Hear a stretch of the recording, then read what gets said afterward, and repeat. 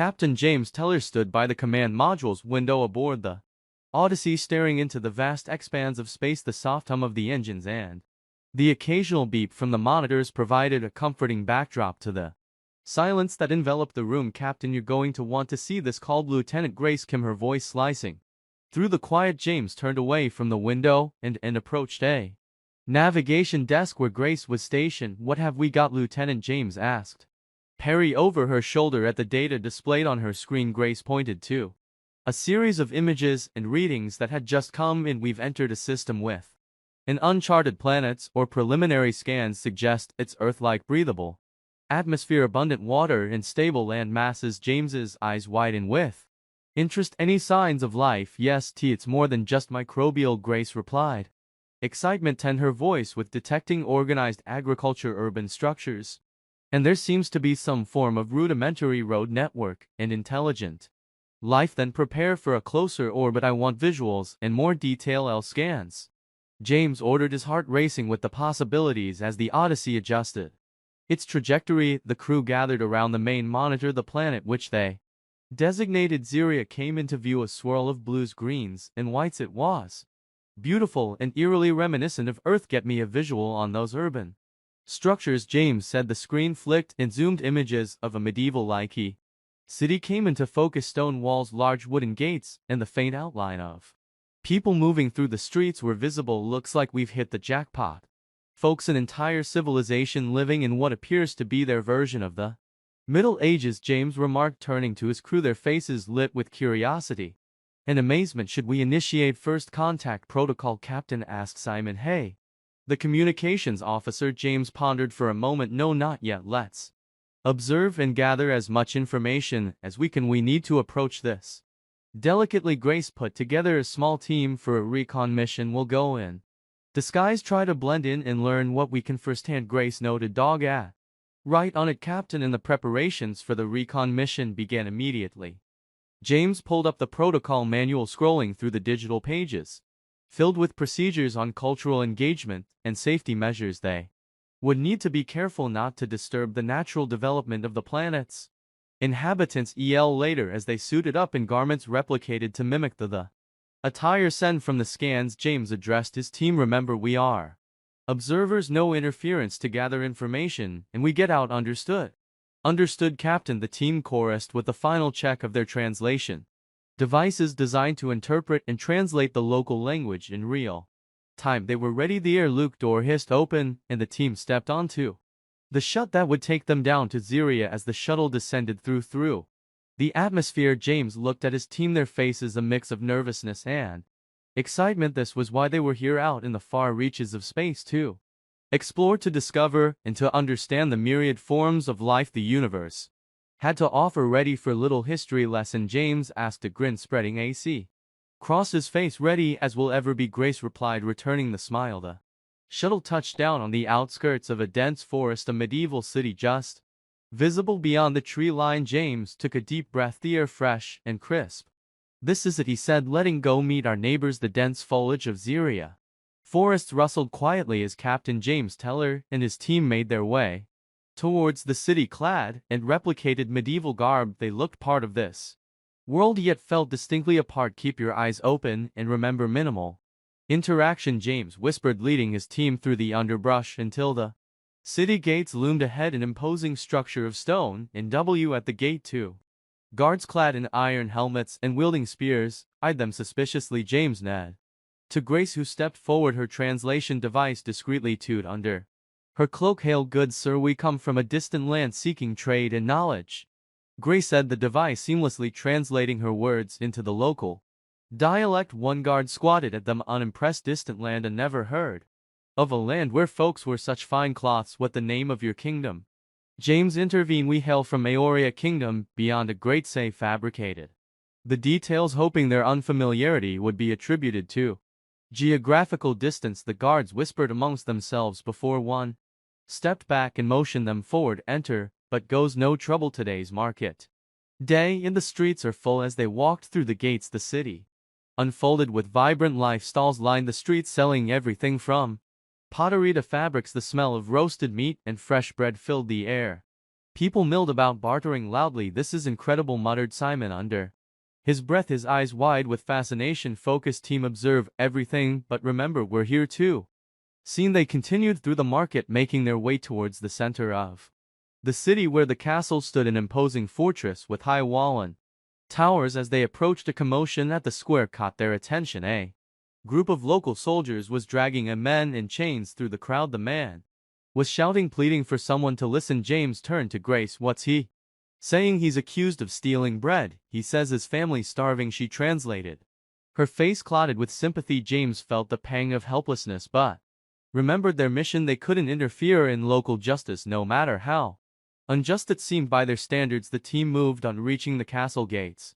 Here James requested an audience to the ruler, King Valor. Using the pretext of establishing trade relations, they were ushered into a grand hall where King Alder sat on a high throne surrounded by advisors. The king was a stern-looking man with a thick beard and sharp eyes. "Visitors from Historia, you say? We have not had outsiders in many generations," King Alder remarked, his voice echoing in the chamber. "Yes, your majesty. He comes seeking friendship and trade. We bring knowledge from afar and are eager to learn from your people as well," James replied, bowing slightly. King Alder nodded thoughtfully. "We shall see what you have to offer tonight. You will join us for a feast. There we will discuss your propositions." "Thank you, your majesty. We are honored," James said, feeling the weight of the king's gaze. As they were led to their quarters within the castle, Simon leaned over to James. "Captain, do you think it's wise to get so involved? We're here to observe. We're walking a fine line, Simon, but establishing rapport is essential for any further interaction. Will stay the course, gather information, and ensure our presence here benefits all parties without direct interference in their ways." James reassured him. That evening, as they prepared for the feast, the weight of their mission settled on James's shoulders. Tonight he would have to navigate not just a conversation, but the beginnings of an interstellar relationship built on respect, curiosity, and caution. The great hall of King Alor Castle buzzed with the lively sounds of a feast. Torches flickered against the stone walls, casting dancing shadows over the faces of Zir and nobles who hide the crew from Earth with a mixture of curiosity, suspicion. Captain James Teller dress and the regal attire provided by the castle STS maneuvered through the throng with a practiced diplomacy. "This food is incredible," whispered Grace to James as they took their seats at the long wooden table laden with roasted meats, fresh fruits, and an assortment of breads. "Indeed," James replied, his gaze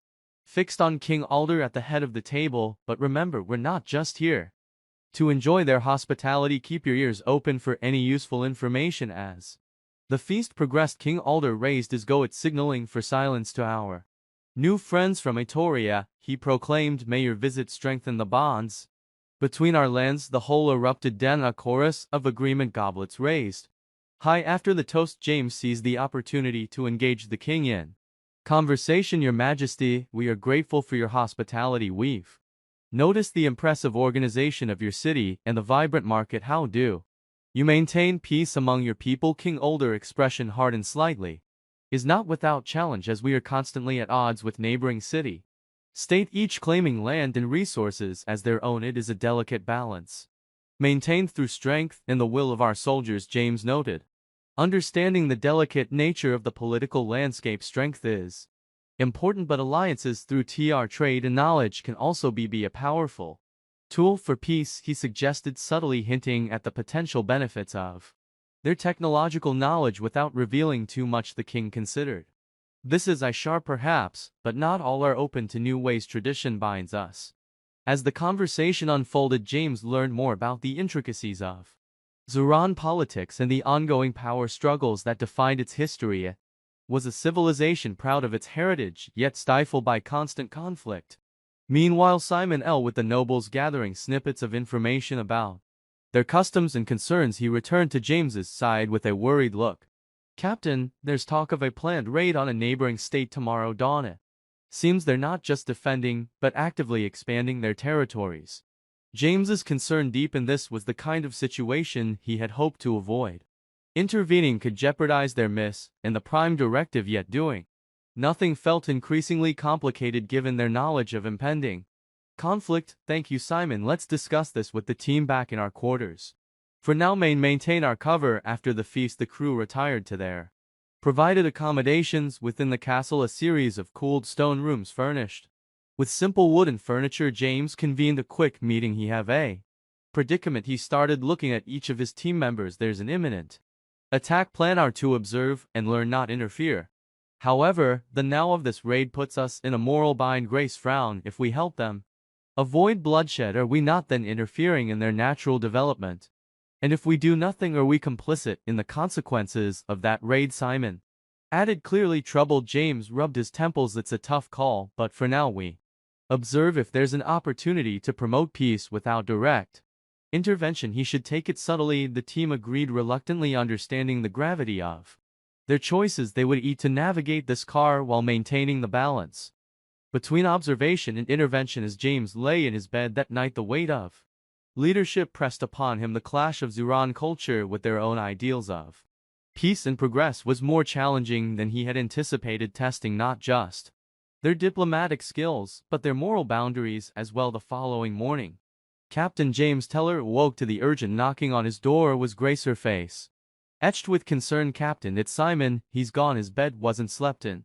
James's mind raced as he quickly dressed. Gather the team in the main hall. We need to figure out what happened in the dimly lit hall. The remaining crew members of the Odyssey assembled, their expressions grim. James addressed them. Simon is missing. Last night he mentioned a raid planned by King Alder forces. I suspect he might have tried to intervene or gather more information. We need to find him, Captain. If he's caught outside the castle, especially during a raid, it could mean serious trouble. Grace pointed out, her voice tight with worry. James noted, we'll split into two teams. Grisou and Mark, to the barracks. See if you can gather any intel on the raid or Simon's whereabouts. I'll take Sarah and head towards the last known location of the raid. Disguised in local garments, James and Sarah made their way towards the outskirts of the city where the raid was purportedly planned. The streets were quiet, the attention palpable, as if the city itself was holding its breath. Meanwhile, Grace and Mark approached the barracks using their compact translation devices. They spoke with a few off-duty soldiers. Mark's friendly demeanor helped lower their guards. We heard there was a raid planned at dawn. Can you tell us more about it? One soldier is probably evident boasted. Yes, we struck it. Done. Captured a few of those dogs from the neighboring city. Even caught a strange one dressed oddly. Doesn't speak like any man I've heard. Grace's heart sank. What happened to the prisoners? They to be interrogated by the kickmen. If they're spies, they won't see another sunrise back on the city's edge. James and Sarah surveyed the area. The signs of a skirmish were evident. Trampled grass, discarded weapons, and a general disarray. Sarah pointed to a cluster of tracks leading back towards the city. Looks like they brought prisoners back this way. They followed the tracks leading them back towards the castle dungeons. James knew that attempting a rescue in broad daylight could escalate the situation. They needed to confirm Simon was there and planned carefully. Back at the castle, the team's reconvened. Grace reported her findings, confirming their fears. Simon's been taken as a prisoner, mistaken for a spy. We need a plan, Captain. Sarah said, her expression serious. James thought for a moment, then decided. Request an audience with King Alder. Will say we wish to discuss the fate of the prisoners, advocating for mercy as a sign of goodwill. Grace nodded. It's risky, Captain. Accusing them of wrongful imprisonment could backfire. As a delicate situation, but it's our best shot. Let's prepare our case. The team spent the afternoon gathering evidence and formulating their argument. By evening, they were granted an audience with King Alder in the throne room. James began diplomatically, Your Majesty, we come before you to discuss a matter of justice. One of the prisoners taken today. As a member of our delegation, we believe there has been a misunderstanding. King Alder, intrigued, leaned forward. And why should I believe this man is not a spy for my enemies? James continued, he is a scholar, not a soldier. His interest lies in learning, not in conflict. Releasing him would be a powerful demonstration of your wisdom and mercy, quality that make a true king respected not only by his allies but also by his adversaries. Alder considered, this is piercing. I will think on your words until my decision. Your friend will remain where he is. As they left the throne room, James felt a mix of hope and frustration. They had made their case, but Simon's fate still hung in the balance. They needed to be ready for any decision. The king made a careful blend of diplomacy and readiness to act was crucial. The tense wait for King Aldo's decision was interrupted by The sudden sound of alarms, the clamor of ringing bells echoed through the castle, and shouts filled the air. Captain James Terror and his team rushed outside to see what was happening. Captain Luera pointed towards the horizon where dark smoke rose in thick columns. "It's an attack." James scanned the Chaos soldiers' heavily donned armor and grabbed weapons, and commander shot at orders. He turned to his team, his voice firm. "Over the den, stay close. We need to use this commotion to our advantage and find Simon." As they moved towards the dungeons, a royal guard approached them. "The king requests your presence immediately in the throne room." King Alder was donning his own armor, his face set with determination. "The city from the north has laid siege upon us, likely in retaliation for this morning raid. I require every able hand to defend the castle." James saw an opportunity. "Your Majesty allows to assist in your defense. It could help prove our loyalty and perhaps persuade you regarding Simon situation." King Alder nodded. "Very well, take command of the western wall. It's a critical point of defense, harmed only with non-lethal stone devices secretly stashed in their attire." James and his crew positioned themselves on the western wall below. Then the attacking forces approached, their intentions clear as they began setting up ladders against the walls. James turned to his team. "Used minimum force. We're here to help, not to harm." As the battle raged, James' team effectively used their stun devices, incapacitating rather than injuring the attackers, causing confusion and slowing the assault below. The defenders cheered, mistaking the effects for powerful magic. In the midst of the battle, Grace tugged at James's sleeve. "Captain, and this might be our chance. The guards at the dungeon will be distracted by the attack." James nodded, and together with Grace he slipped away from the wall, making their way to the dungeon. The guards were indeed fewer, and with the quick use of their stun devices they subdued the delegation. "We believe there has been a misunderstanding." King Alder, intrigued, leaned forward. "And why should I believe? This man is not a spy for my enemies."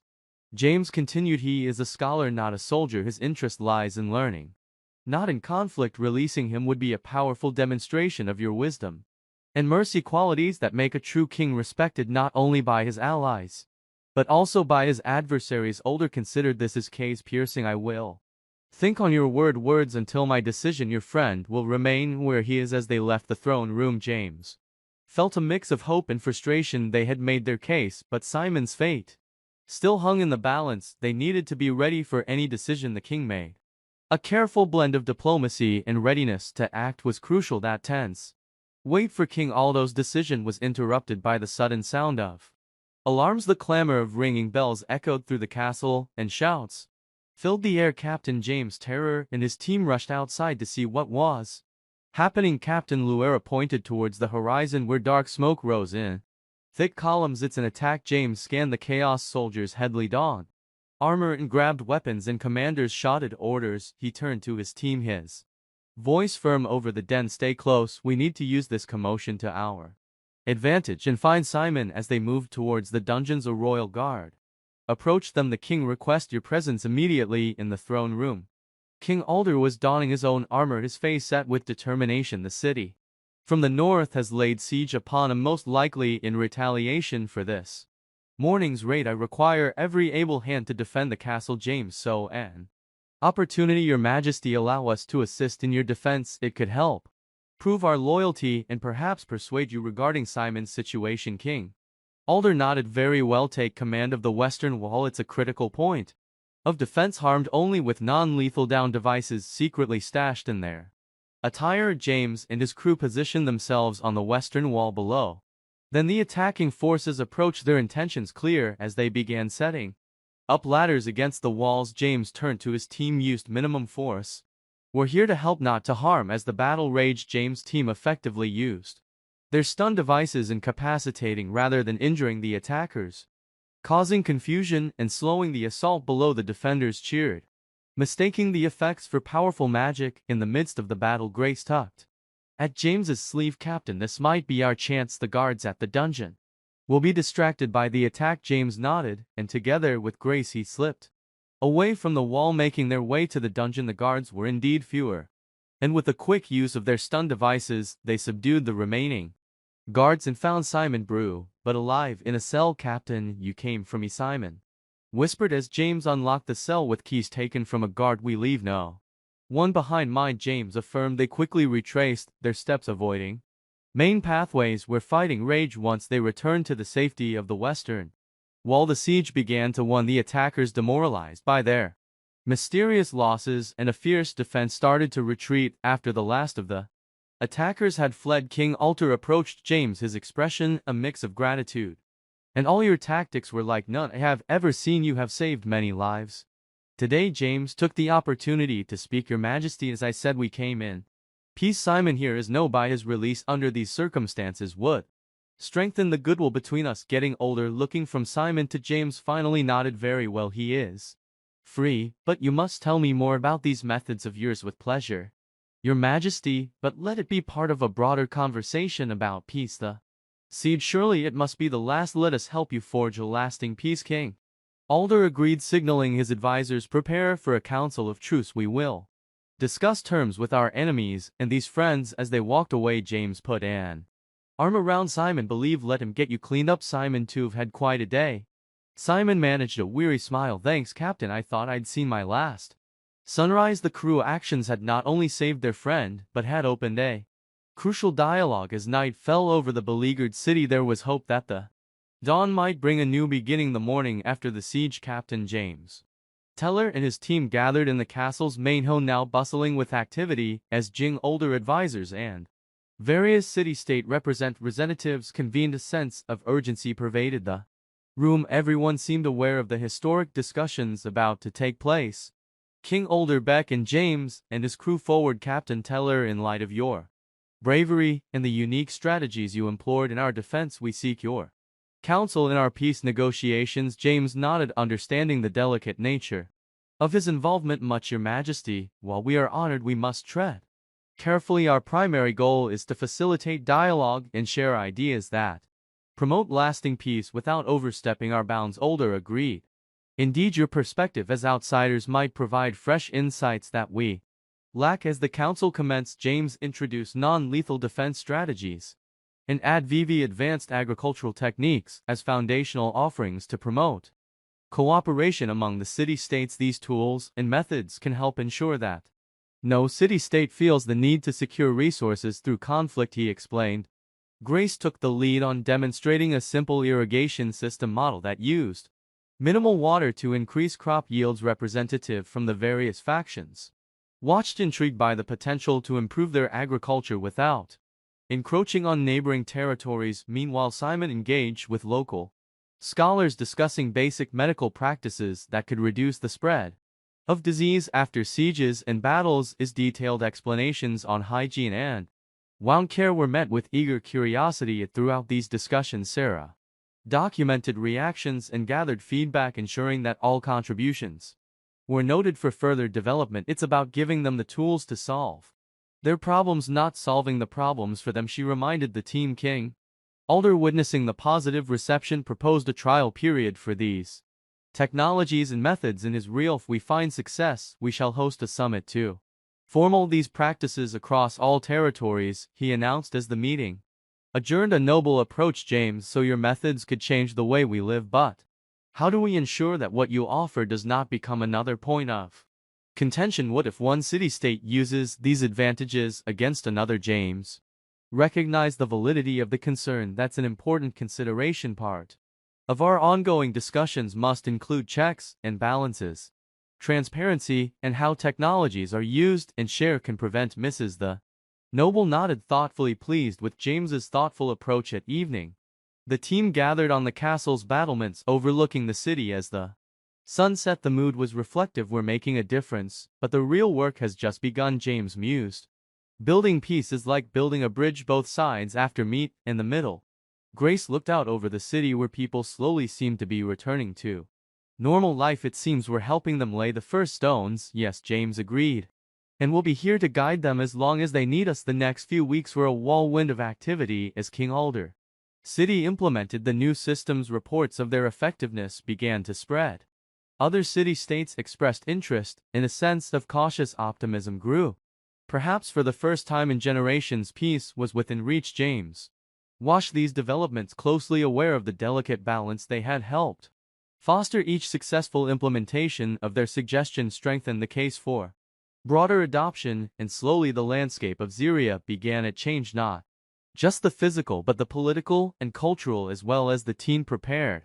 For the upcoming summit, James felt profound sense of accomplishment, but temper it with caution. Success here could be a model for others. Let's make sure it's a model worth following. The sense of progress was palpable as Captain James Teller and his team prepared for the upcoming summit that would include leaders from all Zuran city-states. The mood in King Alder Castle was cautiously optimistic, but James remained vigilant. Experience had taught him that progress could easily be derailed by those resisted to change. As the summit approached, whispers of dissent began to circulate one evening while James and his team were reviewing the diplomat plans for the new agricultural systems. An urgent message arrived from one of King Alder's advisors, Captain Teller.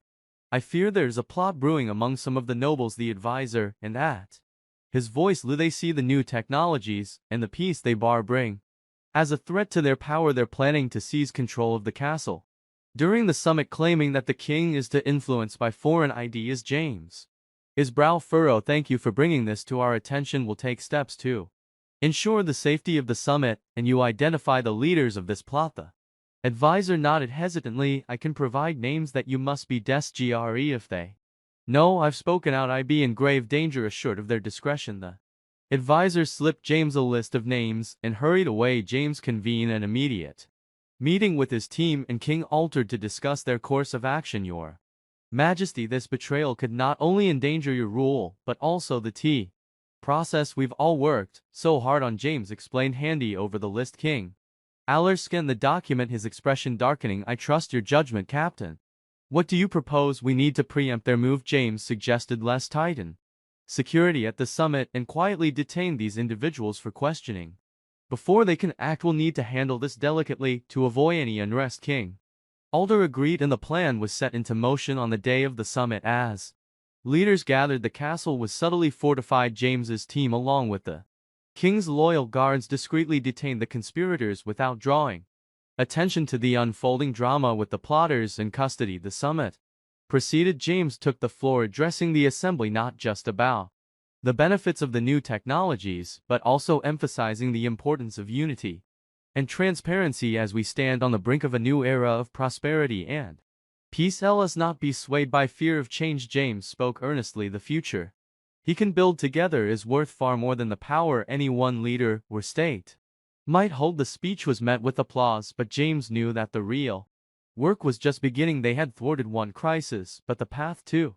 lasting peace would be fraught with challenges. In the following days, the conspirators were tried before a council of their peers. Evidence of their intentions to disrupt the summit and seize power was presented, and they were found guilty. King Alder, however, proposed a lenient sentence, that this be a lesson in mercy in the strength of our new path. He declared, sentencing them to house arrest and community service, helping to implement the very technologies they had opposed. This act of mercy was a powerful statement, reinforcing the principles of the new Ziria, and strengthened the resolve of the other leaders to commit to the path of peace and innovation. As the summit concluded with the agreement signed in alliances for James and his team felt a mixture of relief and accomplishment. They had navigated a dangerous course, and though the journey was far from over, they had secured a hopeful future.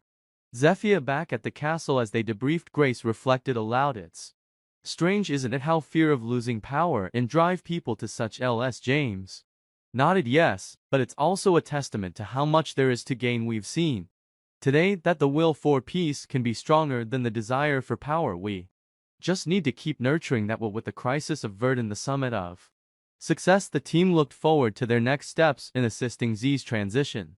Was a rare moment of peace both in their mission and in their hearts. The day after the summit concluded, Captain James Teller stood on the balcony of King Or Castle overlooking the city of Zara. The sun cast a golden glow over the rooftops, and the streets buzzed with the energy of a community on the brink of transformation. The agreements from the summit promised a shared future, a commitment to peace and mutual prosperity that had seemed unimaginable weeks. James turned as Grace approached, her steps echoing softly on the stone. It's hard to believe how much has changed in such a short time, she remarked, joining him at the railing. It is, James agreed, but our work here isn't done yet. We need to ensure these changes take root firmly enough to last. That morning they met with King and his advisors to discuss the implementation phases for the new technologies and systems they laid out, plans for training programs, infrastructure projects, and educational workshops that would help embed the new technologies into Zeron society. As the